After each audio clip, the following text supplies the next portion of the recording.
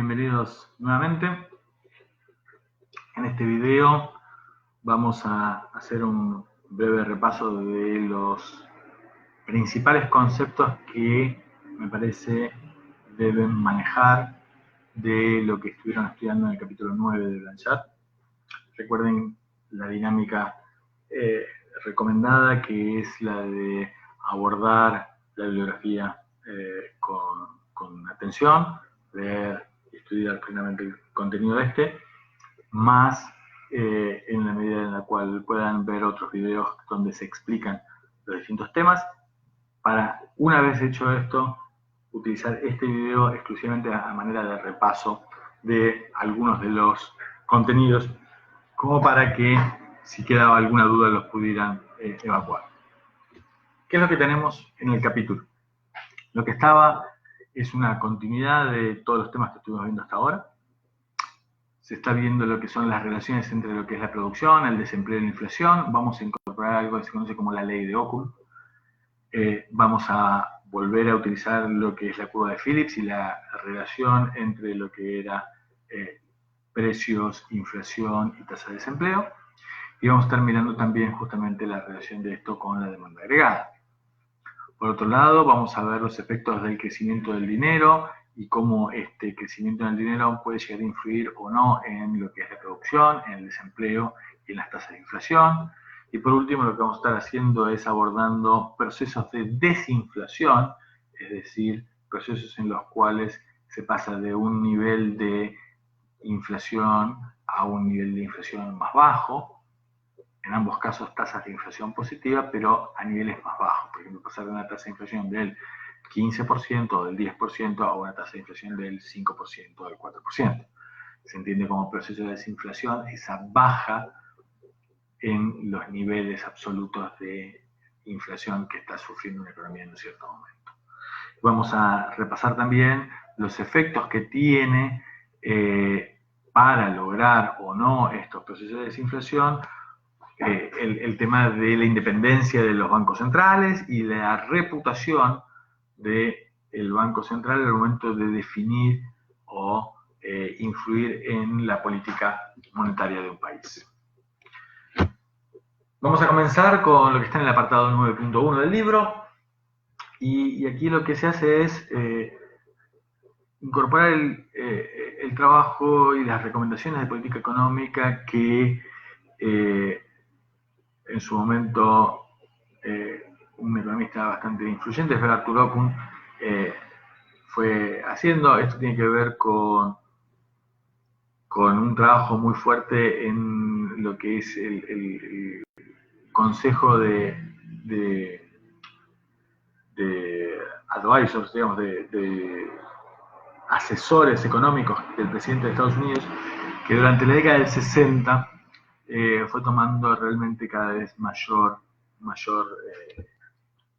peso al momento de definir las políticas económicas. ¿Qué es lo que vio Occam? Lo que él estuvo viendo es esto que habíamos estado mencionando en el capítulo anterior, todo lo que tenía que ver con la curva de Phillips, todo lo que tenía que ver con efectos sobre lo que era desempleo y lo que era inflación, pero lo que empieza a ver Occam es otra cosa, y es que para lograr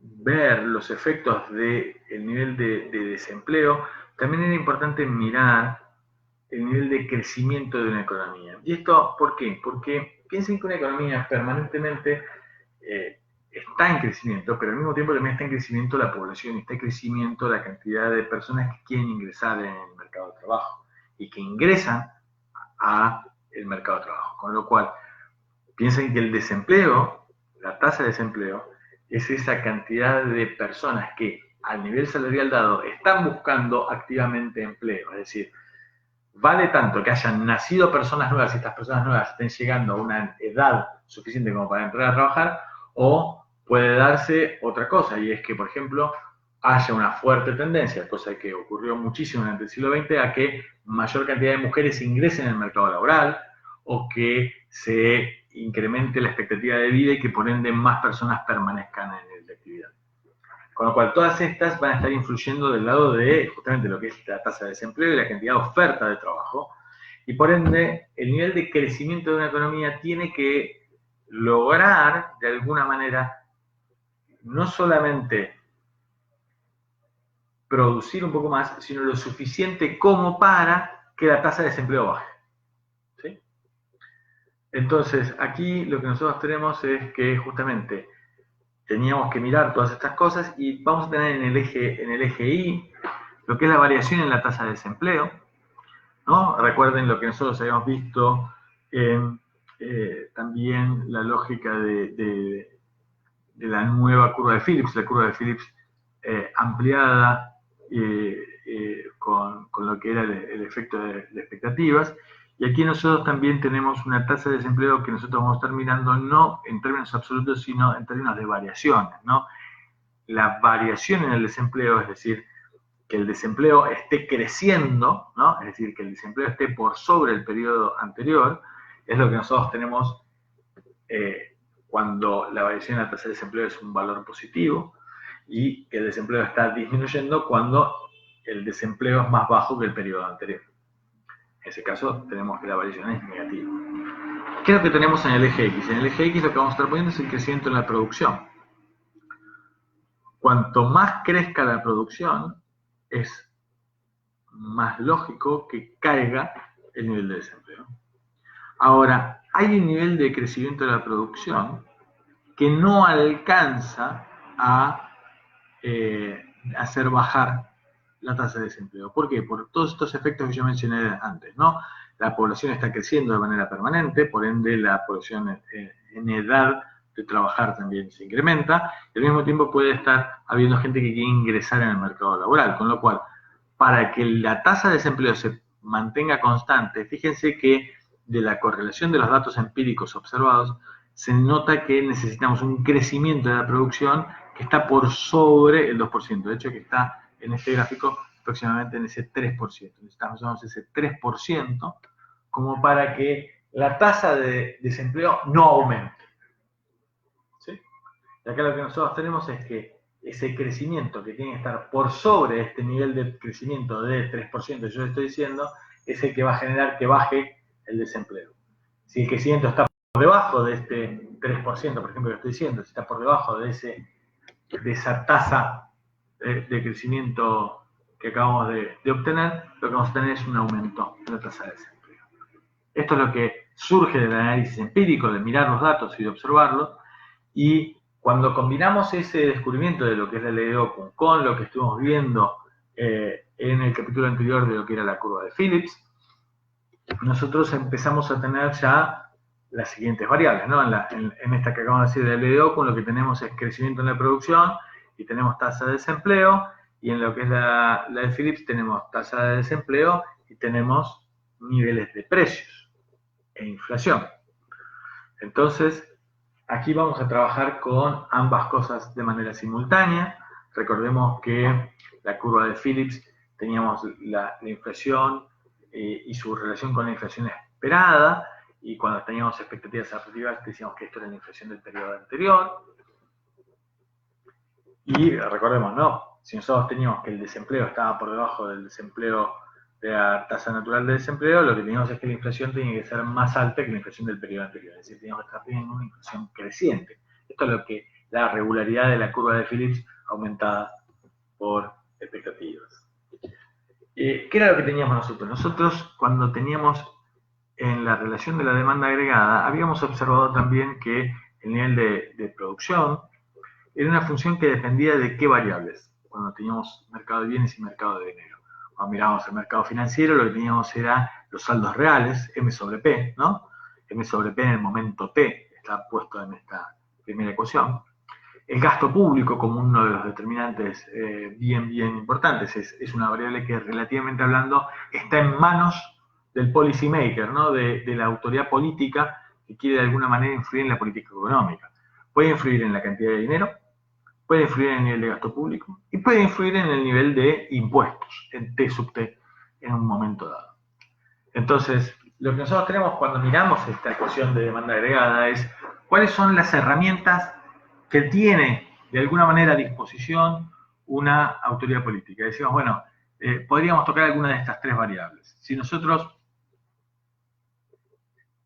en un primer momento definimos que no vamos a mirar la parte de la política fiscal, no vamos a mirar el nivel de gasto público y el nivel de impuestos, lo dejamos a G y a T constantes y nos queremos concentrar exclusivamente en la relación de los saldos reales y en la relación del dinero, lo que nosotros tenemos es que obviamente lo que va a estar influyendo sobre el nivel de producción tiene que ver con los saldos reales de una economía.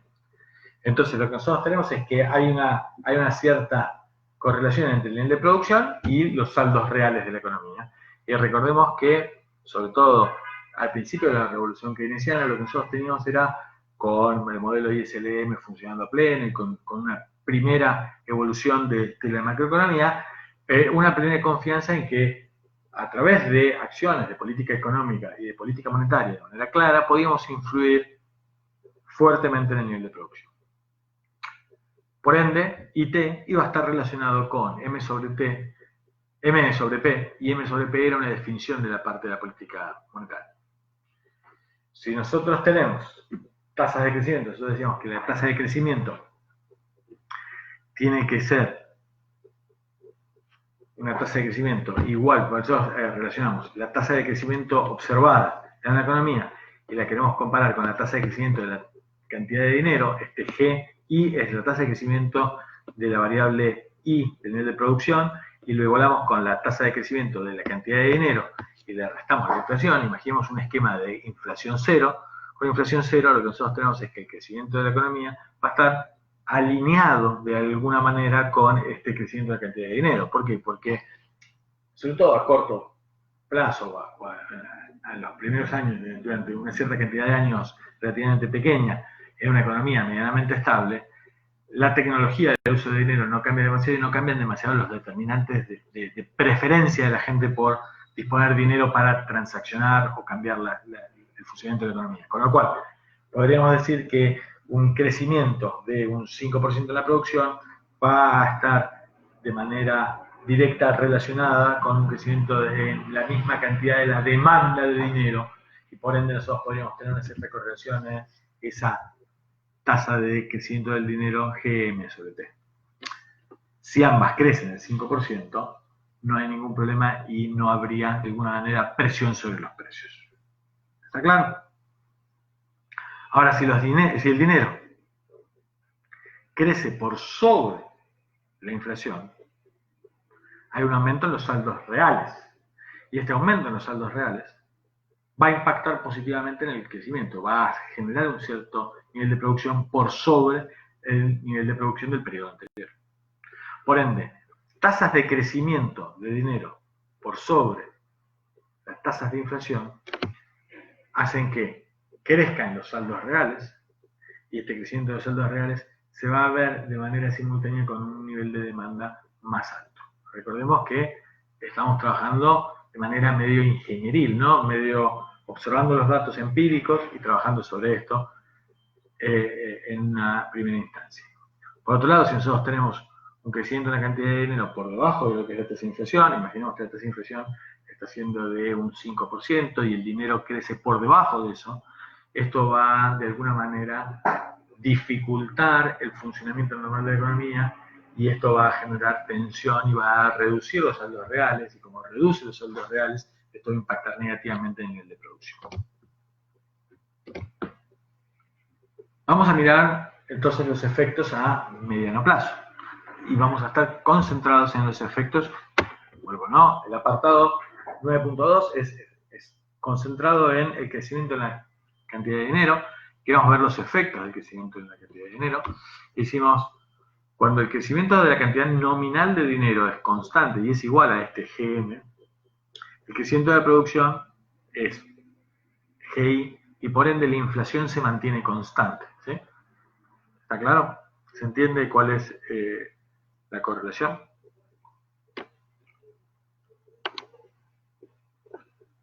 Ahora,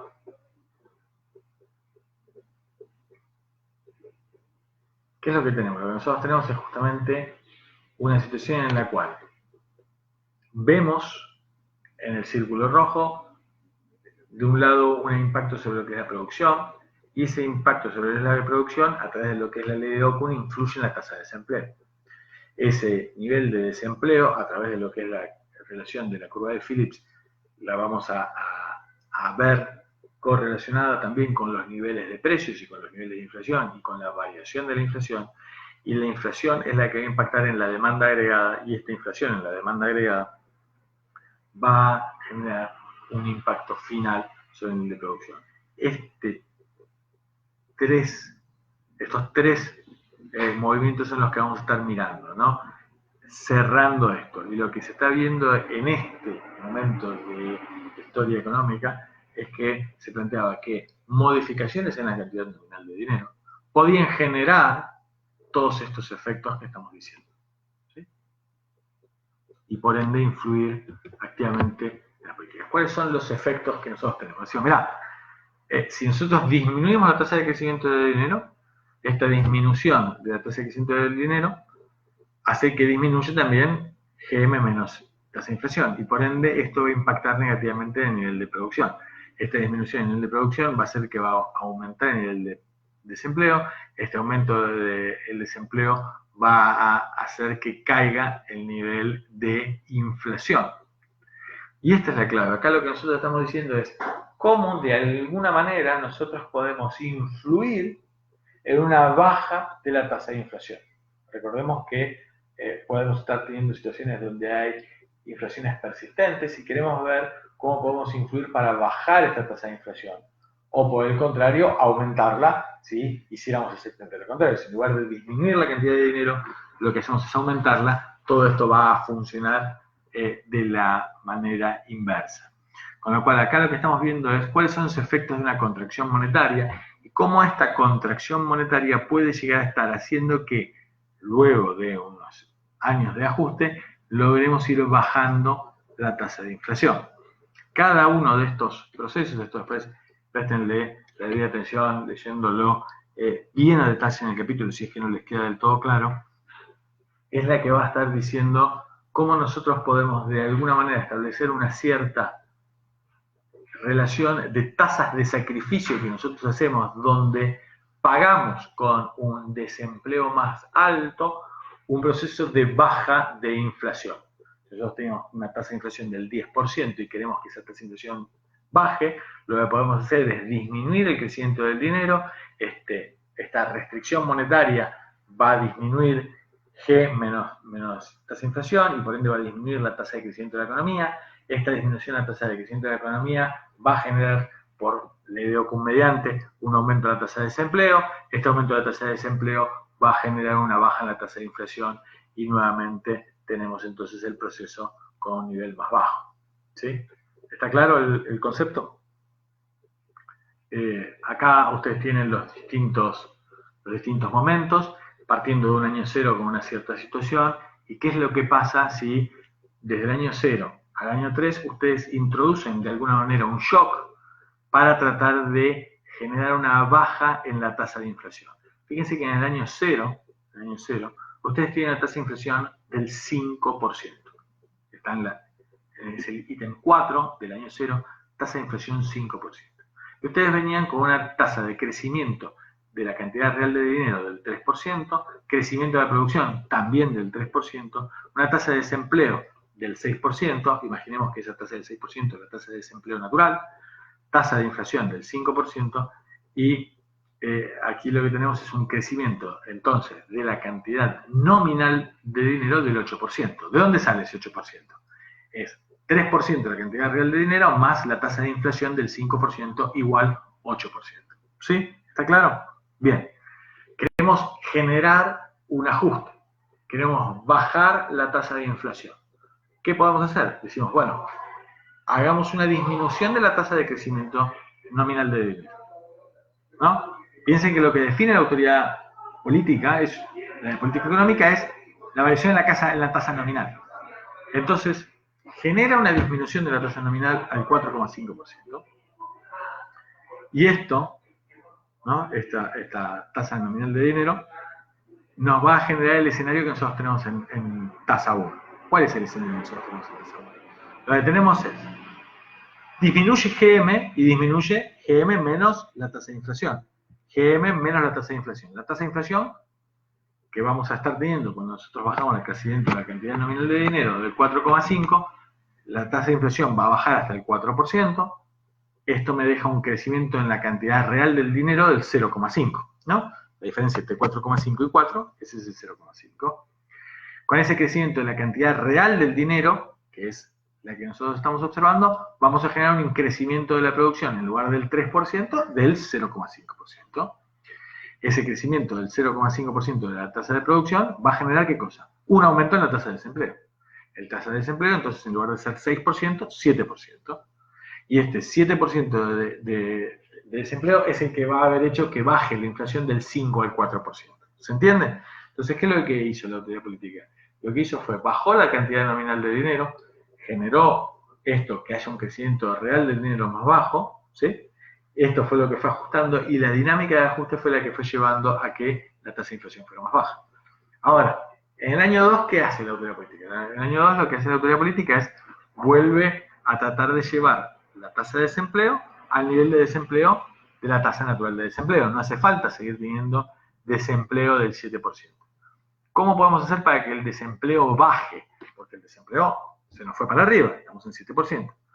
Fíjense que necesitaríamos una tasa de crecimiento real de dinero del 5,5. Esto va a generar un crecimiento de producción del 5,5. Esto va a hacer que caiga el desempleo del 7% al 6%. Cae el desempleo, ¿no? ¿Por qué cae el desempleo? Porque está creciendo, la ideocumenia antes está creciendo por encima de la tasa tendencial del 3%. Entonces baja el desempleo. Pero baja hasta el nivel de desempleo natural. Obviamente acá estamos hipotéticamente hablando. Como la tasa de inflación, la tasa de desempleo es la de desempleo natural, esto no genera variación en la tasa de inflación. Porque la curva de Phillips lo que teníamos es que cuando la tasa de desempleo es igual a la de desempleo que nosotros tenemos de desempleo natural, no tenemos presión adicional sobre la tasa de inflación. Entonces mantenemos 4% de la tasa de inflación y para que esto se dé de esta manera nosotros podríamos tener una cantidad de crecimiento nominal de dinero del 9,5. En el periodo siguiente ya estaríamos con todas las variables acomodadas y podríamos ahí volver a una situación de crecimiento de la cantidad nominal del dinero del 7%, con crecimiento de la cantidad real del dinero del 3%, crecimiento real de la producción en un 3%, tasa de desempleo del 6% y tasa de inflación del 4%. Esto, fíjense que acá, ¿qué es lo que hicimos? Pagamos, entre comillas, como sociedad, con un desempleo un 1% más alto durante un periodo para bajar un 1% la inflación. Pasamos un año con una tasa de desempleo de 7% en lugar de 6% y logramos bajar la tasa de inflación del 5 al 4% como tasa de inflación estructural. ¿Sí? Ahora, lo que nosotros estamos teniendo acá en este apartado 9.3 es justamente ese proceso de desinflación, entendiendo esto, ¿no? Lo que ya estuvimos mencionando bastante como la desinflación, un proceso de reducción en las tasas de inflación sin llegar a un proceso deflacionario, donde un proceso deflacionario es cuando hay una baja en los precios respecto al periodo anterior.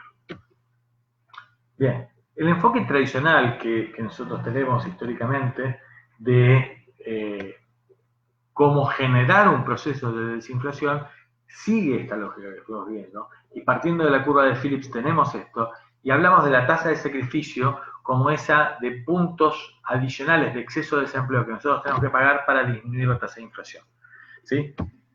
En este ejemplo que estuvimos viendo en la diapositiva anterior, de 1 a 1 nosotros pagamos un exceso de desempleo de un 1% durante un año, reduciendo un 1% de inflación, con lo cual esa tasa de sacrificio es de un 1%. ¿Sí? ¿Ok? Ahora, imagínense ustedes una situación donde tenemos una tasa de inflación más alta. Una tasa de inflación más alta que hay que tratar de bajarla. Y la crítica que hace Lucas a esto es que hay un rol que no se está teniendo debidamente en cuenta y es el rol de las expectativas. La verdad es que si nosotros generamos una política económica que es creíble para el público, y nosotros nos comprometemos a una lucha contra la inflación, una reducción en la tasa de inflación, y esta reducción de la tasa de inflación es creíble, ecuación que nosotros teníamos en la curva de Phillips, lo que poníamos no es la tasa de inflación del periodo anterior, es la tasa de expectativa de inflación.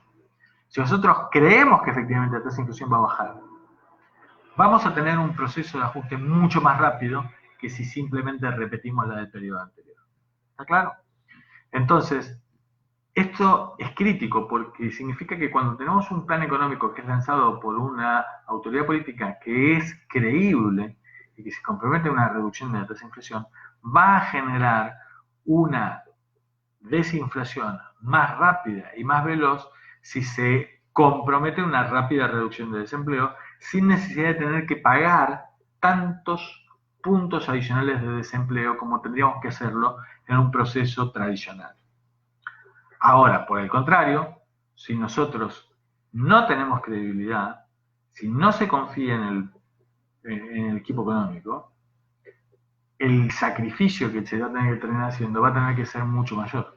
¿Por qué? Porque las expectativas van a jugarnos en contra. Por eso es que lo más importante en el planteo no es lo que estábamos mirando, sino concentrarnos en el tema de reputación y por ende es muy importante que la autoridad monetaria, la que cuida el valor del dinero, ¿no? El Banco Central, la Fed en Estados Unidos, que es el responsable del mantenimiento del poder de compra del dinero, tiene que ser creíble. Si es creíble, vamos a tener ajustes mucho más rápidos que los que teníamos en el enfoque tradicional. Si no es creíble, vamos a tener un problema mucho más grande. Y por eso es importante trabajar sobre lo que es credibilidad. Y de hecho, acá no está puesto en esta diapositiva, pero sí me parece importante resaltarlo. Hay un trabajo de Kitland y Prescott donde justamente plantean la importancia de esto y trabajan sobre los efectos de políticas monetarias, sobre el resultado y qué tantos incentivos tiene el policymaker de generar una tasa de inflación un poco más alta de la esperada para reducir el nivel de desempleo o aumentar un poco el nivel de producción y que esto empieza a ser anticipado por parte del mercado. Entonces el mercado empieza a saber que esto es así y por ende empieza a incorporarlo dentro de su propia dinámica. Al final del día, esta discrecionalidad de la autoridad política termina jugando negativamente y termina haciéndole pagar a la sociedad en conjunto un costo mucho más grande que el que tendría que pagar si se sometiera a una regla clara y concisa. Y por eso el planteo que ellos hacen y el paper que ellos publican en el año 1977 tiene que ver justamente con esto, ¿no? Reglas versus discreción, rules and discretion, y los efectos de seguir una política económica de un lado o del otro. Y por eso la importancia de las reglas para la lucha contra la inflación y de la credibilidad de la política monetaria.